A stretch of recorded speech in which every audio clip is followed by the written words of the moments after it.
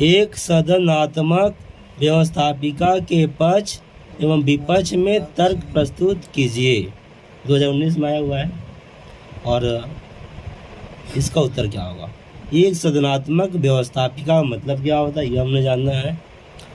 और इसका पक्ष और विपक्ष में, पक्ष में इसके फेवर में, आपका समर्थन में, और इसके असमर्थन में। ये ठीक है कि नहीं ये आप बताना। ठीक है तो पक्ष, और ठीक नहीं है तो विपक्ष में तर्क के साथ बताना है। तो यहाँ पर जो उत्तर लिखा हुआ कि है क्या, इससे अगर पता चल जाए तो ठीक है। एक सदनात्मक व्यवस्थापिका, जिस व्यवस्थापिका में केवल एक ही सदन होता है उसे एक सदनात्मक व्यवस्थापिका यूनिकैमरल लेजिस्लेचर कहा जाता है। चीन में एक सदनात्मक व्यवस्थापिका का ही प्रचलन है। इसे कहते हैं, और उदाहरण दोनों दिया हुआ है। फिर भी अगर समझ में नहीं आए तो हम लोग थोड़ा क्लियर कर दे रहा हूँ आपको। देखिए भारत के हिसाब से समझते हैं। हाँ, भारत में क्या होता है, आपका लोकसभा का चुनाव होता है ना, प्रधानमंत्री वाला चुनाव लोकसभा, ठीक है। चुनाव हुआ, हम लोग वोट दिए, 18 साल से जो ऊपर थे मतदान किए। चुनने के बाद ये गए आपका जहाँ पर जाते हैं उसको बोलते हैं निम्न सदन। सदन मतलब घर होता है, इसी को कहा जाता है लोकसभा। क्या कहा जाता है? लोकसभा। हो गया 545 के लगभग है सीट, तो पूरा भारत से जाता है चुन हर राज्य से। हो गया, तो निम्न सदन चले गए। ये लोग फिर क्या करते हैं, फिर वोट देकर नए जो बुद्धिमान लोग होते हैं पढ़े लिखे उनको ये लोग वोट देते हैं। यहाँ पर तो कोई भी आ सकता है, ठीक है, पढ़ा लिखा हो, अनपढ़ हो, उम्र हो गया है, आराम से इसमें खड़ा हो सकते हैं। देश का नागरिक होना चाहिए, 18 साल से ऊपर होना चाहिए। अच्छा, ये जो सदन में ये लोग जो चुनाव करके चुनते हैं उसको बोलते हैं उच्च सदन। क्या बनता है? इसको बोलते हैं राज्यसभा। ये लोकसभा दे क्या है? राज्यसभा। तो यहाँ पर देख रहे 2 सदन हो गया, 2 सदन होगा, राज्यसभा लोकसभा 2 सदन। इसको द्विसदनात्मक व्यवस्थापिका। अब व्यवस्थापिका क्यों बोला गया? व्यवस्थापिका मतलब कानून बनाने वाला संस्था, ठीक है। ये 2 गो सदन हो गया यहाँ पर, द्विसदन सदन था। भारत में कितना सदन है? द्विसदन सदन है। हो गया, भारत एक राज्य है। अच्छा, इकाई राज्य का बात करें तो हमारा पश्चिम बंगाल जो है ना, 1 सदन वाला है, इसमें 2 सदन नहीं। पश्चिम बंगाल राज्य के हिसाब से बात करें तो 1 सदनात्मक व्यवस्थापिका है, ठीक है। 2 सदन इसमें नहीं है, सिर्फ लोकसभा है ना, तो इस तरह से यहाँ पर विधानसभा है। क्या है? लेकिन चीन में सिर्फ जो जनता वोट देता है उसी से लोकसभा बनता है। वो लोग फिर वोट देकर दूसरा नहीं चुनते हैं। हो गया, इसलिए कभी कभी इसको बोला जाता है प्रजातंत्र। एक सदनात्मक व्यवस्था को इस अर्थ में प्रजातंत्र बोलते हैं, क्योंकि प्रजा ने जिसको चुना वही है, वो लोग नहीं चुने हैं। समझ में आ गया? लेकिन द्विसदनात्मक तो ये हुआ, एक सदन मतलब कोई भी एक सदन रहेगा। आप समझ में आ गया? समझे? तो लोकसभा समझ के चलेंगे।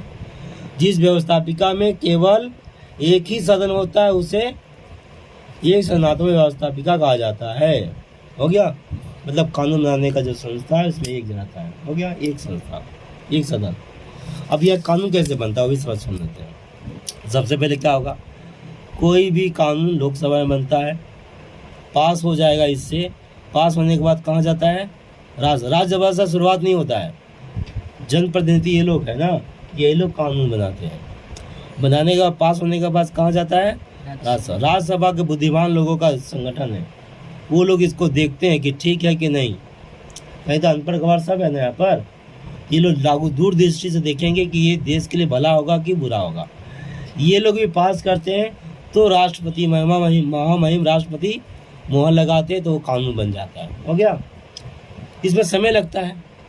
अब ये पास करेंगे, फिर ये पास ना करे तो दिक्कत है, इसमें टाइम लगता है, पैसा भी खर्च ज़्यादा होता है ना।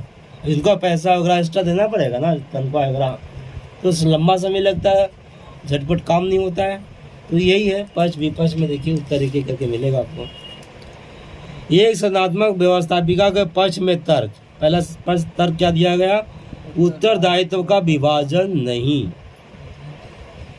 यानी कि एक सदनात्मक व्यवस्था में मान लीजिए कि लोकसभा ही है, चाहे पश्चिम बंगाल में था, विधानसभा है केवल, जहाँ का मुख्यमंत्री जो होता है मंत्रिमंडल का, कार्यपालिका का, खैर विधानसभा का तो जो प्रधान होता है, विधानसभा जो हो गया, इन लोगों का जो काम है, कानून बनाने का काम है, ये लोग अगर नहीं बनाएंगे तो और कोई बनाएगा क्या? नहीं बनाएगा ना। ये बोल भी नहीं सकते हैं कि हम क्या करें, इसलिए नहीं बनाए, उसलिए नहीं बनाए, से बोल सकते हैं? नहीं। पर यहाँ पर देखिए, लोकसभा वाले कानून ना दिए और राज्यसभा वाला रोक दिए, ये लोग बोलेंगे हम क्या करें, वो लोग रोक दिया तो बोल सकता है ना। तो जिम्मेदारी का विभाजन यहाँ पर है। ये टाल सकता है अपने बात को इसको बोलकर, पर यहाँ कोई टालने का बात नहीं। वही बात है। देखिए, उत्तरदायित्व का विभाजन नहीं होता। जो भी जिम्मेदारी है तो दो में बट गया है, इसमें दो बटा नहीं, एक ही में है, जैसे चीन वाला में। ठीक है, करेंगे तो करेंगे। तो एक संरचनात्मक व्यवस्थापिका में कानून संबंधी उत्तरदायित्व में विभाजन नहीं होता कि भाई वो भी राजी होगा तो बनेगा, समझे। अतः इस सदन को ही कानून संबंधी उत्तरदायित्व का पालन करना पड़ता है। जो भी पालन करना है एक ही सदन में करना पड़ता है, कोई टाल नहीं सकता, बोल नहीं सकता कि अगला सदन भी है, इसमें सिर्फ एक का जिम्मेदारी है। हो गया, वही बोला उत्तरदायित्व का विभाजन, जिम्मेदारी सिर्फ एक को है। हुआ। दूसरा है, ये पक्ष में अच्छा बात है, जल्दी कानून बनता है। अगला इसी में है, कानून बनाने में विलम्ब नहीं होता है। क्या नहीं होता है? अब एक ही सदन में यहाँ से यहाँ जाएगा तो देर लगेगा ना। एक ही को है, क्या देर है? पश्चिम बंगाल में देखो, फट से कानून बन जाता है, मुख्यमंत्री जो बोलते हैं कानून बन जाता है, क्यों? अगला कोई रोकने वाला तो है नहीं। तो क्या हुआ, एक संरचनात्मक व्यवस्थापिका में कानून बनाने में क्या होता है, विलम्ब नहीं पड़ता। हो गया। चीन में ऐसा ही होता है, फटाफट कानून बनता है। तीसरा है प्रजातांत्रिक संरचना। देखिए, प्रजातांत्रिक किस अर्थ में बोला जा रहा है इसको, एक सदन को? इस अर्थ में कि आम जनता ही चुना और वही राजा बना, वही राज कर रहा है, इस अर्थ में बोला जाता है इसको प्रजातांत्रिक। हो गया, वही अर्थ यहाँ लिखेंगे। एक सदनात्मक व्यवस्थापिका में प्रतिनिधियों का चुनाव प्रत्यक्ष रूप से जनता द्वारा होता है, इस प्रकार इसकी संरचना प्रजातांत्रिक है। संरचना प्रजातांत्रिक बोला है। हो गया। पर इसमें तो ऐसा नहीं होता है। हम जनप्रतिनिधि चुन लिए, फिर जनप्रतिनिधि जिसको चुने वो लोग भी चुनते हैं उच्च अधिकारी लोग, ठीक है, अच्छा लोगों को, तब जाकर शासन होता है। अगला है कम खर्चीला है, पैसा कम लगता है। अब इतना सारा खर्चा तो नहीं रहेगा ना। तो एक संरचनात्मक व्यवस्थापिका में द्विसंरचनात्मक संरचनात्मक व्यवस्थापिका से कम खर्चीला होता है। हो गया। दूसरा है अल्पसंख्यकों के हित की रक्षा के लिए, हितों का मतलब वही तो बताने जा रहे हैं। अल्पसंख्यकों के हितों की रक्षा के लिए आवश्यक भलाई करना। अल्पसंख्यक का मतलब होता है किसी भी देश में, अच्छा, देश में भाषा और धर्म के आधार पर विभाजन है सब जगह पर, कहीं कहीं नहीं है, पर बहुत सारे देशों में भाषा और धर्म के आधार पर। तो भाषा और धर्म के आधार पर जो विभाजन है उसी को हम बोलते हैं ज़्यादा। अब ऐसे तो इंसान है भारत में, सब एक के नागरिक हैं, लेकिन फिर भी कुछ अपने आप को मान के बैठे हैं कि हम ईसाई धर्म के हैं। अब ईसाई वाले बहुत कम रह गए हैं भारत में, यहूदी बहुत कम है, बौद्ध धर्म, जैन धर्म, ऐसे अलग अलग है ना। जैसे जैन बौद्ध ये सब मिलाकर तो हिंदू में आ जाते हैं, पर एक है मुस्लिम, वो अलग हो गया। अब ये अल्पसंख्यक मतलब जो कम संख्या वाला, यहाँ पर भारत के हिसाब से देखें, पाकिस्तान के हिसाब से अगर देखेंगे, बांग्लादेश के हिसाब से देखेंगे तो हिंदू अल्पसंख्यक हो गए वहाँ पर। तो भारत में देखें तो हिंदू बहुसंख्यक है। समझ में आ गया। तो क्या है, अल्पसंख्यकों के हित में रक्षा के लिए आवश्यक है। अल्पसंख्यकों के हित की रक्षा होता है, इसमें बोला गया है, पर पूरा नहीं कहा जा सकता। जो तर्क दिया गया उसको ध्यान से देखेंगे। एक संरचनात्मक व्यवस्थापिका अल्पसंख्यकों के हित की रक्षा के लिए आवश्यक है। जैसे कि पश्चिम बंगाल में इसका क्या है, बेहतर उदाहरण है। पश्चिम बंगाल में देखो, ममता बनर्जी है अभी यहाँ का मुख्यमंत्री, अल्पसंख्यक का हित करना चाहे तो कर सकती है, कोई रोकने वाला है क्या? नहीं। लेकिन इसमें एक चीज़ है, अगर कोई प्रतिनिधि करना ना चाहे तो उसको कौन रोकेगा? हालांकि अल्पसंख्यक के दम पर कोई राजा नहीं बन पाएगा, मुख्यमंत्री बने तो अल्पसंख्यक के दम पर कैसे बन सकता है? तो अल्पसंख्यक के दम पर बन सकता है कभी? वो बहुसंख्यक के दम पर ही बनता है। ठीक है, तो यहाँ पर एक संभावना है कि वो उसका बात ना भी माने, तो ये इस पर निर्भर करता है। तो एक अर्थ में देखा जाता है इसको, उसका हित करेगा तो कोई रोकने वाला भी नहीं है, चाहेगा तो। ठीक है, तो अल्पसंख्यकों का हित होता है इसमें, ये देखा गया है। क्योंकि एक बहुत बात है, लोकसभा में जो पास हो गया, अब यहाँ जाए, यहाँ पर बहुसंख्यकों का भीड़ होता तो दिक्कत होगा। अब एक ही जन के ऊपर है, जिम्मेदारी तो उसी का है। अगला जो भी इनको मतदान दिया तो उंगली उठा ही सकते हैं कि आपके कारण नहीं हुआ, जिम्मेदारी आपका, को रोकने वाला कौन है आपको? ठीक है, आप जो वादा किए तब कर ही सकते थे। इस अर्थ में ये अल्पसंख्यकों का हित होता है। हो गया। अगला और आखिरी है, पक्ष में अधिक कार्य कुशल होता है, ये फटाफट काम होता है। एक सृजनात्मक व्यवस्थापिका अधिक कार्य कुशल होती है क्योंकि कानून के निर्माण, कानून बनाना एवं अन्य सलाहों के लिए, दूसरा कोई भी सलाह देना हो, इससे दूसरे सदन पर निर्भर नहीं करना पड़ता है। हो गया, कोई भी निर्भर नहीं रहना पड़ता है, अपने ऊपर है, जिसको चाहेंगे कर सकते हैं। ये कंप्लीट हो गया। अब ये तो है पक्ष में, अच्छा बोला गया। अब विपक्ष में आपको बताना है कि ये खराब है। हाँ, खराब क्या है?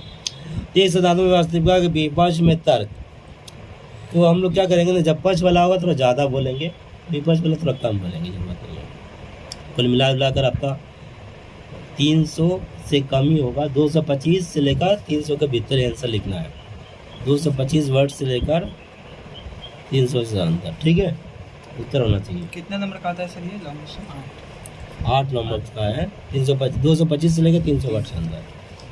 आते हैं विपक्ष में क्या तर्क दिया जा रहा है। तो आपको ये हेडिंग याद कर लेना पड़ेगा। क्या करना पड़ेगा? पहले हेडिंग याद कर लीजिएगा, उसके भीतर आप खुद से लिख सकते हो। देखो वही वाक्य बनाया गया सिंपल में, रटना नहीं है, समझ के लिखना है, सिर्फ हेडिंग याद कर लेना। स्वेच्छाचारिता पर प्रतिबंध नहीं। हाँ, ये सृजनात्मक है। अगर वो खुद से कुछ करना चाहे, उसको रोकने वाला कोई है नहीं सर। वो अच्छा इंसान तो ठीक, पर कब दिमाग घुर गया कुछ कर दे, कोई रोकेगा? मन माना काम कर सकता है, इसमें ये डर है। लेकिन सृजनात्मक में ऐसा डर नहीं है। कोई मन चाहे कानून नहीं बना सकता, ऊपर जाकर रोक देंगे, ये डर है। ये सदन होने के कारण स्वेच्छाचारिता की प्रबल संभावना एक सृजनात्मक व्यवस्थापिका में होती है। ठीक है, इसमें मनमानी चलती है, मन किया तो करेंगे, जबरदस्त है, कोई रोकने वाला कौन है? ये ठीक तो नहीं है प्रजातंत्र के हिसाब से। दूसरा, विशेष समुदाय का प्रतिनिधित्व नहीं होता है, खास अल्पसंख्यकों का। वहाँ बोले हैं, पर यहाँ बोला कुछ विशेष समुदाय अल्पसंख्यक ही मान कर चलते हैं, जिस पर नाराज है जो करता यहाँ का प्रधान। वो अगर नहीं चाहे तो कुछ कर पाएगा कोई? अगर वो ना करे तो कोई कर पाएगा कुछ? उनका नहीं कर पाएगा। ये सृजनात्मक व्यवस्थापिका में अल्पसंख्यकों का हित तो हो सकता है, अभी बोला गया उधर, इसलिए बोला हूँ, पर यह जनप्रतिनिधि पर निर्भर करता है। जो प्रतिनिधि है, राजा है, उस पर निर्भर करता है। यदि करना चाहे तो ठीक, मगर न करे तो रोकने वाला, बाध्य करने वाला कौन होगा? चूँकि सदन के बनने में बहुमत का योगदान ही अधिक होता है। सदन बनाने में बहुमत का ज़्यादा समर्थन है ना, इसलिए वो ना करना चाहते कोई कर पाएगा? कुछ नहीं। यहाँ फ़ायदा दिखाए थे, पर यहाँ नुकसान भी, अगर वैसा हो जाए तो। हो गया। अगला, तीसरा, संघात्मक राज्य के लिए आवश्यक नहीं। संघात्मक राज्य के लिए, संघात्मक मतलब होता है क्या? केंद्र शासन और राज्य का शासन, दो तरह शासन है ना, दोनों शासन व्यवस्था को बोलते संघात्मक शासन व्यवस्था। ठीक है, तो भारत में ऐसा शासन व्यवस्था है। पश्चिम बंगाल का शासन अलग है, भारत का अलग है, केंद्र शासन, राज्य शासन। तो संघात्मक राज्य के लिए एकात्मक व्यवस्थापिका जहर है, मतलब कि बहुत विनाशकारी है। द्विसंघात्मक व्यवस्थापिका के बिना संघात्मक राज्य व्यवस्था संभव नहीं है।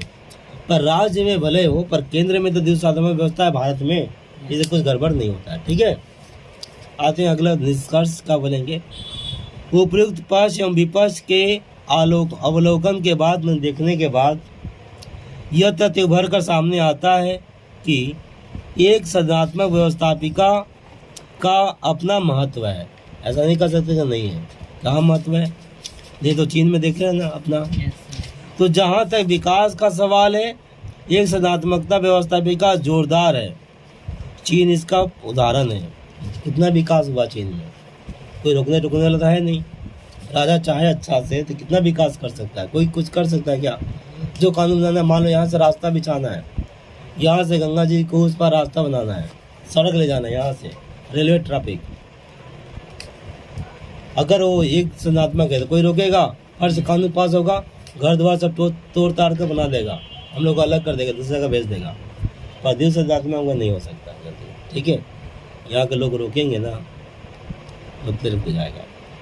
खैर आगे, चीन इसका प्रत्यक्ष उदाहरण है। विकास बहुत ज़्यादा होता है, पर प्रजातंत्र के हित में यह नहीं कहा जा सकता। प्रजातंत्र के हित में एक सृजनात्मक को नहीं कहा जा सकता। हो गया। इस तरह से पक्ष विपक्ष में है, हेडिंग याद कर लीजिएगा, उसके बाद खुद से आप लिख सकते हैं।